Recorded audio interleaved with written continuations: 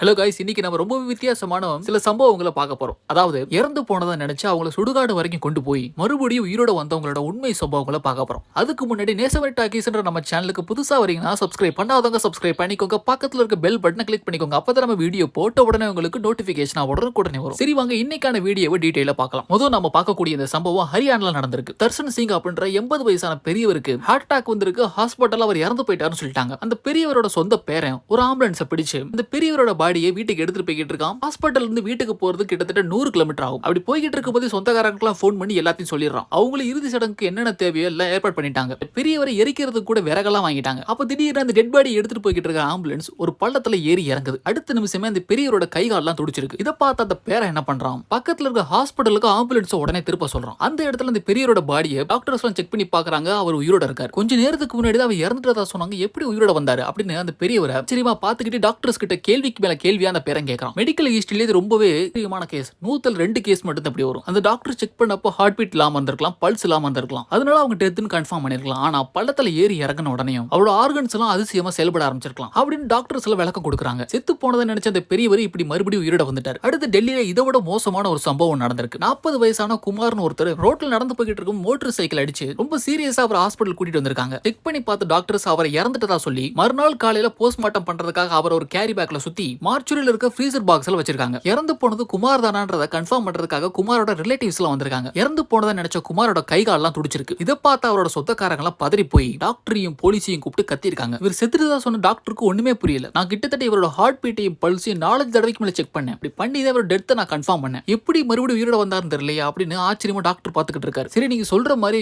எப்படி ஒரு உயிரோட வந்துட்டாரு. ஆனா 2 மணி நேரத்துக்கு மேல இருக்க ஃப்ரீசர் பாக்ஸ்ல வச்சிருக்கீங்க. அந்த -10 டிகிரி குளிர்லயே அவர் இறந்து போயிருக்கணுமே அப்படின்னு போலீஸ் டாக்டர் கிட்ட துருவி கேட்க டாக்டர் சொல்றாரு, இந்த ஏரியாவில் அடிக்கடி பவர் கட் ஆகும். இதனால ஃப்ரீசர் சரியா கூலிங் ஆயிருக்காது. அது குமாருக்கு சாதகமா முடிஞ்சிருச்சு அப்படின்னு ஃப்ரீசருக்கு ஒரு விளக்கத்தையும் டாக்டர் தராரு. அதுக்கப்புறம் செத்து போனதை நினைச்ச குமார் நல்லாவே ரிகவர் ஆயிருக்காரு. இதே மாதிரியே டெல்லியில 100 சம்பவம் நடந்திருக்கு. கொள்ளையடிக்கு வந்த கொள்ளையனா அங்க இருக்கிற மக்கள்லாம் சேர்ந்து அடிச்சே கொண்டு இருக்காங்க. அதே நேரம் பக்கத்து ஏரியால தரம் சிங்ன்ற ஒரு பையன் காணாம போயிருக்கான். தரம் சிங்கோட அங்க அடையாளம் எல்லாம் அந்த கொள்ளையனோட உடம்புல கரெக்டா மேட்ச் ஆயிருக்கு. காணாம போன தரம் சிங் தான் கொள்ளையன் நினைச்சிட்டு தரம் சிங்க்கு செய்ய வேண்டிய இறுதி சடங்கெல்லாம் பண்ணி உட்கார்ந்து அழுதுகிட்டு இருக்கும் போது மறுநாள் காலையில செத்து போனதை நினைச்சு தரம் சிங் உயிரோட வரான். இதை பார்த்த தரம் சிங்கோட ரிலேட்டிவ்ஸ் அம்மா அப்பா எல்லாருமே பேய் தான் வந்திருக்கு நினைச்சு அலறி அடிச்சுட்டு நாலா பாக்கமும் தெரிச்சு ஓடி இருக்காங்க. அதுக்கப்புறம் போலீஸ் வந்து விசாரிச்சதுக்கு அப்புறம் தான் தெரியுது இறந்த போடும் தரம் சிங்கே கிடையாது. அம்மா அப்பா கூட ஏற்பட்ட சண்டையில கோச்சுக்கிட்டு வீட்டு விட்டு போயிட்டேன். பக்கத்து ஊர்ல 4 நாள் வேலை பார்த்துட்டு சம்பாதிச்சுட்டு இப்பதான் வீட்டுக்கு வந்து பாக்குறேன். இப்படி ஒரு கூத்து நடந்திருக்கு. இப்படி தரம் சிங் வருத்தப்பட்டுக்கிட்டே சொல்றான். இப்படி வட இந்தியால பல சம்பவங்கள் நடக்க தமிழ்நாட்டிலும் ஒரு சம்பவம் நடந்திருக்கு. ஈரோட்ல சத்தியமங்கலம் இடத்துல அடிக்கடி கூலி வேலை பாக்குறதுக்கு வெளியூர் போற மூர்த்தின்றவர் வழக்கம் போல அன்னைக்கு காலையில வேலைக்கு போயிருக்காரு. கொஞ்ச நேரத்துல மூர்த்தியோட பையன் கார்த்திக்கு ஒரு போன் வந்திருக்கு. உங்க அப்பா ரோட்ல இறந்து போயிருக்காருன்னு சொந்தக்காரங்க ஒருத்தர் கால் பண்ணி சொல்லியிருக்காரு. அந்த பையனும் ஓடி போய் பார்த்திருக்கா. அங்க அடையாளம்லாம் மேட்ச் ஆயிருக்கு. போஸ்ட்மார்ட்டம்லாம் முடிஞ்சு சனிக்கிழமை நைட்டு அவருக்கான இறுதி சடங்கெல்லாம் முடிச்சிட்டு சோகமா வீட்டுக்கு முன்னாடி கார்த்தி உட்கார்ந்திருக்கான். மறுநாள் ஞாயிற்றுக்கிழமை சாயங்காலம் மூர்த்தி உயிரோட முழுசா வந்து நிக்கிறார். மிரண்டு போன கார்த்திக்கு வாயடிச்சு போய் என்ன பேசுறதுன்னு தெரியாம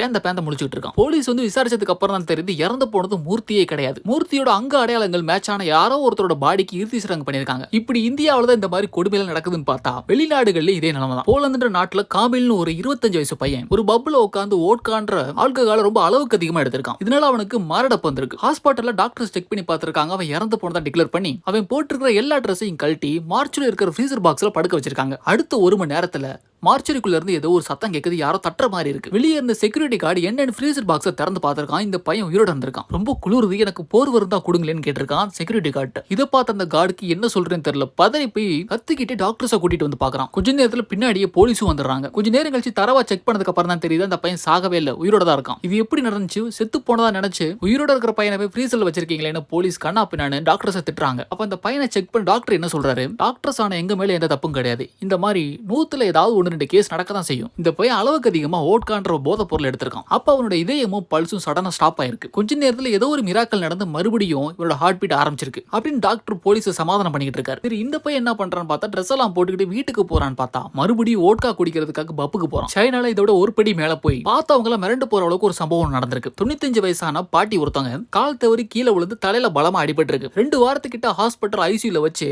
இறந்துட்டதா டாக்டர்ஸ் எல்லாம் முடிவு பண்ணி டெத் டிக்ளேர் பண்ணிடுறாங்க. அந்த பாட்டியோட சொந்த சொந்தக்காரங்க ஃப்ரெண்ட்ஸ் எல்லாம் சேர்ந்து இறுதி சடங்கோட ஏற்பாடுலாம் பண்ணி ஒரு சவப்பெட்டியில போட்டு பூட்டி வச்சு ஃப்ரெண்ட்ஸ் எல்லாம் பாக்குறதுக்காக வீட்டுக்குள்ள ஒரு 2 நாளா சடங்கு பண்ணிட்டு இருக்காங்க. 3வது நாள் நைட்டு வந்து பாக்குறாங்க, பெட்டிக்குள்ள இருந்த அந்த பாட்டியை காணோம். பெட்டி திறந்திருக்கு. திடீர்னு கிச்சன்ல இருந்து ஏதோ சத்தம் கேக்குது. யாரோ சமைக்கிற மாதிரி வேற இருக்கு. என்னன்னு எட்டி போய் பார்த்தா செத்து போனதை நினைச்ச பாட்டி சமைச்சுக்கிட்டு இருக்காங்க. நான் ரொம்ப நேரம் தூங்கிட்டேன் போல, எனக்கு ரொம்ப பசியா இருக்கு. அந்த பெட்டிக்கு மேல மூடி வச்சிருந்த மூடி எவ்வளவு வெயிட் இருந்துச்சு தெரியுமா? அதை உடைச்சிட்டு வெளியே வரப்ப எனக்கு போதும் ஆச்சு. ரொம்ப பசியா இருக்கு, அதனால நானே சமைக்க ஆரம்பிச்சிட்டேன் அப்படின்னு அந்த பாட்டி சொல்ல பார்த்தவங்க எல்லாம் பதறி போயிருக்காங்க. இந்த பாட்டி பண்ண சம்பவம் மாதிரி ரஷ்யால ஒரு கொடூரமான சம்பவம் நடந்திருக்கு. 2011 ரஷ்யால ஃபகிலோ அப்படின்ற 49 வயசான ஒரு லேடி ஹார்ட் அட்டாக்ல இறந்து போயிருக்காங்க. இந்த பாட்டிக்கு நடந்த மாதிரி இவங்களையும் சவப்பெட்டியில வச்சு அவங்களோட ஃப்ரெண்ட்ஸ் சொந்தக்காரங்க முன்னாடி இறுதி சடங்கு நடந்துகிட்டு இருக்கு. அப்ப திடீர்னு ஓன கத்திக்கிட்டு அந்த 49 வயசான அந்த லேடி உயிரோட திரும்ப வராங்க. இதை பார்த்த அந்த லேடியோட ஹஸ்பண்ட் இவங்களை ஹாஸ்பிட்டலுக்கு மறுபடியும் கூட்டிட்டு போலாம் ட்ரை பண்றப்பே அடுத்த 12 நிமிஷத்துக்குள்ளேயே மறுபடியும் இறந்து போயிடுறாங்க. இது எப்படின்னு செக் பண்ணி பார்த்த டாக்டர்ஸ் எல்லாம் என்ன சொல்றாங்கன்னா, முதல் வாட்டி இறந்து போனதா டிக்ளேர் பண்ணப்ப அவங்களோட இதய துடிப்பு நாடி துடிப்பு நின்னு போயிருக்கு. கொஞ்ச நேரத்துல ஏதோ ஒரு அதிசயம் நடந்து மறுபடியும் உயிரோட வந்திருக்காங்க. ஆனா உயிரோட வந்தவங்க நம்ம செத்துட்டதா நினைச்சு இறுதி சடங்கு நமக்கு பண்ணிக்கிட்டு இருக்காங்கன்னு தெரிஞ்ச உடனே மறுபடியும் அதிர்ச்சியிலையும் துக்கத்திலையும்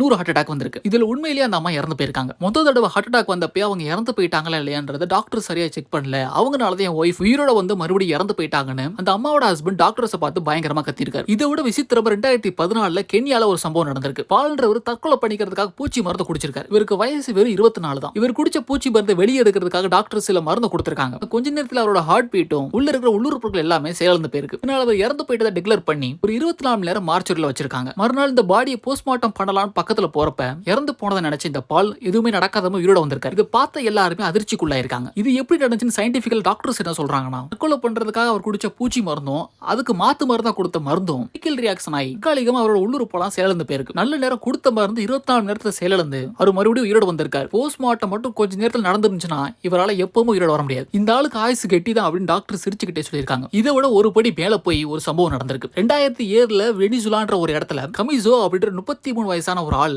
கார் கிராஷ்ல ரொம்ப ஆபத்தான நிலைமையில ஹாஸ்பிட்டல் கூட்டிட்டு போயிருக்காங்க. அவர் இறந்து போயிட்டாரு டாக்டர்லாம் டிக்ளேர் பண்ணி போஸ்ட்மார்ட்டம் வரைக்கும் கொண்டு போயிட்டாங்க. கரெக்டா கத்தி எடுத்து அவரோட மூஞ்சியை கிழிக்கும் போது வலி தாங்க முடியாம கத்தியிருக்காரு. இப்படி உயிரோட வந்த அவர் டிவி சேனல்ஸ்க்கு இன்டர்வியூ கொடுக்கும் போது போஸ்ட்மார்ட்டம் தப்ப ஏற்பட்ட வெட்டுக்காயத்தோட தான் டிவில இன்டர்வியூ கொடுத்திருக்காரு. கடைசி ரொம்பவே வித்தியாசமான ஒரு சம்பவத்தை பார்த்தோம். 2014 பிப்ரவரி 26ஆம் தேதி அமெரிக்கால 78 வயசான மிஸ்டர் வில்லியம்ஸ்ன்றவர் ரொம்ப நாளாவே இவருக்கு ஹார்ட்ல ப்ராப்ளம் இருக்கு. அப்ப ஹார்ட் அட்டாக் வந்து இறந்தும் போயிருக்காரு. இப்படி இறந்து போன இவரை ஒரு கேரி பேக்ல சுத்தி மார்ச்சுரியில படுக்க வச்சிருக்காங்க. கொஞ்ச நேரத்துல கேரி பேக்குள்ள இருந்து இவர் எட்டி உதைக்கிறத பார்த்திருக்காங்க. செக் பண்ணி பார்த்தப்ப வில்லியம்ஸ்ன்றது சாகவே இல்லை, இன்னும் உயிரோட தான் இருக்காரு. இந்த மாதிரி மிராக்கல் எப்படி நடந்திருக்கும் டாக்டர்ஸ் என்ன சொல்றாங்கன்னா, இவர் ஆல்ரெடி சிவியர் ஹார்ட் பேஷண்ட்னால இதயத்துக்கு பக்கத்துல ஒரு எலக்ட்ரானிக் கருவியை பொருத்திருக்காரு. ஹார்ட் எப்பயாவது நின்னு போச்சுன்னா மெடிக்கல் பல்ஸ் கொடுத்து மறுபடியும் ஹார்ட்டை துடிக்க வைக்கிறதுக்காக முன்னாடியே அந்த கருவியை ஆபரேஷன் பண்ணி பொருத்திருக்காங்க. அது இவர் இறந்து போட 2 மணி நேரம் கழிச்சு வேலை பார்த்திருக்கு. அதிசயம் இவருடைய இதயம் மறுபடியும் துடிச்சிருக்கு. அதுக்கப்புறம் அவர் ஐசியூல 2 வாரம் வச்சு பாதுகாத்திருக்காங்க. இதுல என்ன கொடுமைனா, இவங்க எவ்வளவோ ட்ரை பண்ணியும் அவரை இவங்களால காப்பாற்ற முடியல. மறுபடியும் அவர் இறந்து போயிட்டார். இறந்து போய் மறுபடியும் உயிரோட வந்த அதிசய சம்பவங்களை பத்தி நீங்க என்ன நினைக்கிறீங்கன்னு உங்க கருத்துக்களை கமெண்ட் செக்ஷன்ல பதிவு பண்ணுங்க. மறுபடியும் இதே மாதிரி ஒரு சூப்பரான இன்ட்ரெஸ்டிங்கான வீடியோல வந்து மீட் பண்றேன். அதே மாதிரி நம்ம சேனலை